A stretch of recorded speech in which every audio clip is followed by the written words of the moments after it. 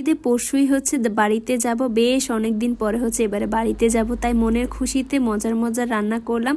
সেই সাথে হচ্ছে বাড়ি যাওয়ার জন্য সবাই মিলে অনেক শপিং করেছি। তো সবকিছু নিয়ে থাকছে আজকের ভিডিও। আসসালামু আলাইকুম, কেমন আছেন সবাই? আশা করছি সবাই ভালো আছেন। আমরা আল্লাহর রহমতে অনেক ভালো আছি।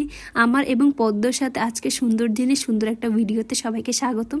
সকালবেলা মামের গল্প শুরু। আজকে উনি একটু তাড়াতাড়ি ঘুম থেকে উঠে পড়েছে, উঠে মুডটা বেশ ভালো ছিল এবং আমার সাথে অনেক মজা করেছে, আড্ডা দিয়েছে। সেই সাথে হচ্ছে আমাদের নতুন সোফার খাবার খাওয়া শুরু করেছে। নতুন যেটাই পায় এখন সেটাই হচ্ছে মুখে দেওয়ার চেষ্টা করে। তো আজকে সকালে নাস্তা হচ্ছে পরোটা এবং হচ্ছে গরুর মাংস। নাজমা আন্টির জন্য গরুর মাংস রান্না করার পরে ছিল, তো সেটাই দিয়ে হচ্ছে আজকে সকালে নাস্তাটা করতেছি। আমি এবং তানভীর আমরা হচ্ছে সকালেটাই অনেক বেশি পছন্দ করি, তবে আমার থেকেও বেশি পছন্দ করে তানভীর।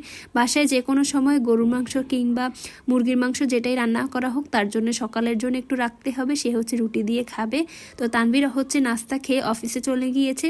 পরে আমি একা এক হচ্ছে নাস্তা করতেছিলাম। একা বললে ভুল হবে খানিকটা, মানে আমার সাথে হচ্ছে আমার পদ্মবুড়ি ছিল, সে হচ্ছে আমাকে সঙ্গ দিচ্ছিল। তো মা মেয়ে দুজন মিলে হচ্ছে মজা করে নাস্তা খেলাম। তারপরে তানভীর আবার লাল শাক নিয়ে এসেছে আমার শাশুড়ি আম্মার জন্য।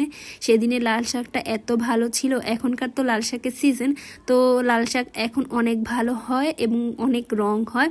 তো এই হচ্ছে কচু রান্না করব আজকে, ইলিশ মাছ দিয়ে কচু রান্না করব, চিংড়ি মাছ ভুনা করব, সেই সাথে হচ্ছে লাল শাক। আর এই কচুটা জামিম নিয়ে এসেছিল বরিশাল থেকে, সেটাই হচ্ছে রান্না করতেছি। এদিকে হচ্ছে আমি তানভীরের জন্য কয়েকটা চিংড়ি মাছ উঠায় রাখছিলাম, সেটাই হচ্ছে আজকে রান্না করব। তো প্রথমে হচ্ছে আমি অ্যাজ ইউজুয়াল যেভাবে মাছ রান্না করি সেভাবে এক পাশে হচ্ছে চিংড়ি মাছ বসাই দিছি ভাজার জন্য, অন্য পাশে হচ্ছে আমি কচুটাকে একটু লবণ দিয়ে সেদ্ধ হওয়ার জন্য বসাই দিছিলাম। তো কচু একদিকে সেদ্ধ হয়ে গিয়েছে, অন্য সাইডে মাছও ভাজা শেষ। এখন সব মশলার সাথে হচ্ছে মাছটাকে আমি কষিয়ে রান্না করতেছি।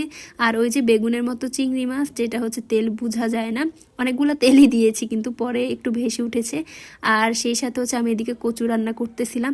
সেদিনে কচুটা অনেক বেশি মজা হয়েছে, আর সেই সাথে উপর থেকে একটু লেবু ছড়াই দিয়েছিলাম না, জাস্ট খেতে অসাম হয়েছে। এই প্রথমবার হচ্ছে এই কচুর ডগাটা আমি হচ্ছে এইভাবে রান্না করতেছিলাম। এটা হচ্ছে দুধমান কচুর ডগা, খেতে বেশ মজা হয়েছে, সত্যি বলছি, ট্রাস্ট মি, এটা অনেক বেশি ভালো লেগেছে।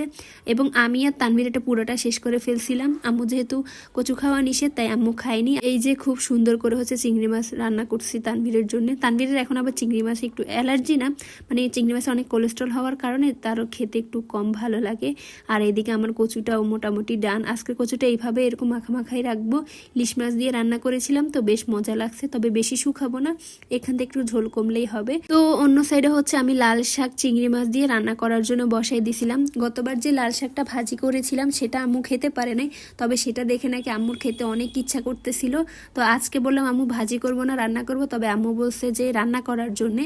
তো তাই আমি হচ্ছে চিংড়ি মাছ দিয়ে খুব মজা করে হচ্ছে লাল শাকটাকে রান্না করতেছি। আর সবাই তো জানেনই লাল শাক আমার বরাবরের মতো অনেক অনেক বেশি পছন্দ। পালং শাক এই সিজন এখনো খাওয়া হয় নাই, তবে খাবো শীঘ্রই। আর এখন হচ্ছে আমি লাল শাক দিয়ে প্রথমে ভাত খেতে বসে গিয়েছি। মূলত ভাত খাওয়ার ভিডিওটা দেখাচ্ছি কারণ লাল শাকটা এত পরিমাণে লাল ছিল, জানি না এখানে কিরকম বোঝা যাচ্ছে, তবে সামনাসামনি এটা সত্যি অনেক বেশি লাল ছিল। আর ছোটবেলায় এরকম হতো না যে রক্ত দিয়ে ভাত খাচ্ছি, ওরকম একটা ফিল। তো সন্ধ্যার দিকে মেজো আপু ওরা হচ্ছে আমাদের বাসায় এসেছে, ফামিদ ফাবিহা সহ।